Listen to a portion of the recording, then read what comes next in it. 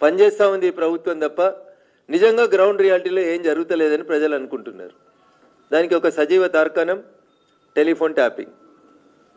18 నెలలైంది telephone tapping panchayat నడవబట్టి. దానికి ఒక సిట్ అని ఒకటి వేసినారు, స్పెషల్ ఇన్వెస్టిగేషన్ టీమ్ అని ఒకటి నడిపిస్తూ ఉన్నారు. ఏం నడుస్తుంది? ఏం చేస్తారు ముఖ్యమంత్రి గారు?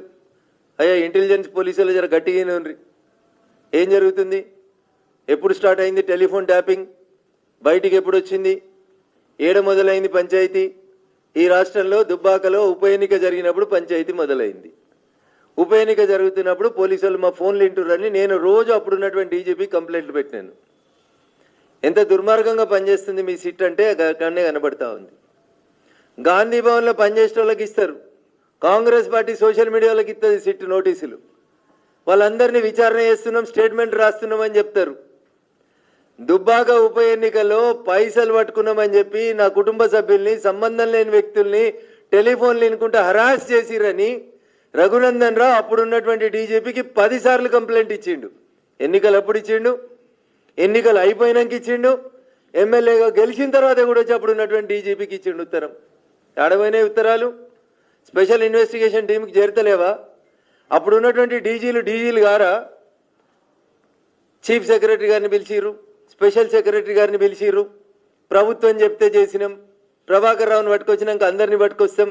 ఇంకెన్ని రోజులు జరుగుతారు మీరు?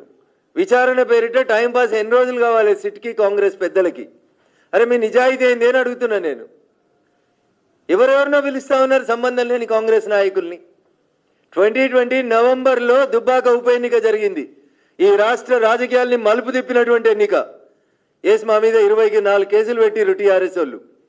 మేము మాట్లాడతాం కదా, టెలిఫోన్ ట్యాపింగ్ బాధితుని నేను కదా. వీళ్ళని వదిలేసి పీసీసీ ప్రెసిడెంట్ గారిని పిలుచుకోండి. 23 ఎలక్షన్లప్పుడు ఏం జరిగింది? You want to make it the Panchayat between Congress and TRS. ఇదేనా స్పెషల్ ఇన్వెస్టిగేషన్ ఆఫీసర్లు చేస్తున్న ఇన్వెస్టిగేషన్? రఘునందన్ రావు ఫోన్లు వినలేదా? రఘునందన్ రావుకి నోటీస్ ఇవ్వాల్సిన అవసరం లేదా? గాంధీ భవన్ పంచాయతీ ఇది, గాంధీ భవన్ పంచాయతీ జూబ్లీ హిల్స్ పంచాయతీ ఇది.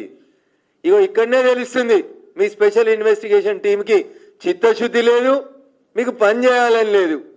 Political vendetta, timepass vendetta. ఈ ప్రభుత్వానికి తప్పు చేసినోడిని ఒక్కరిని కూడా అరెస్ట్ చేసే దమ్ము లేదు.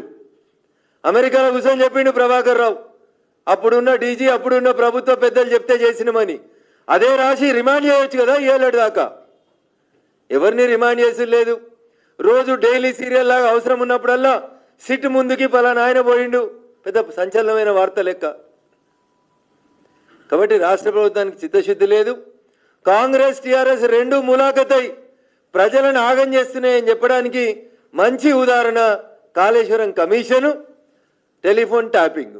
ఈ రెండిట్లలో ఎండ్ రిజల్ట్ ఏమొస్తుందంటే ముఖ్యమంత్రి గారు ఎలక్షన్లప్పుడు మమ్మల్ని నూకు ఎద్దేవా చేస్తుండే, బీజేపీ ఏమిచ్చింది, కేంద్రం ఏమిచ్చిందని. ఆయనకు ఒక ఊత పదం ఉంటుండే, గాడిద గుడ్డు వచ్చిందని.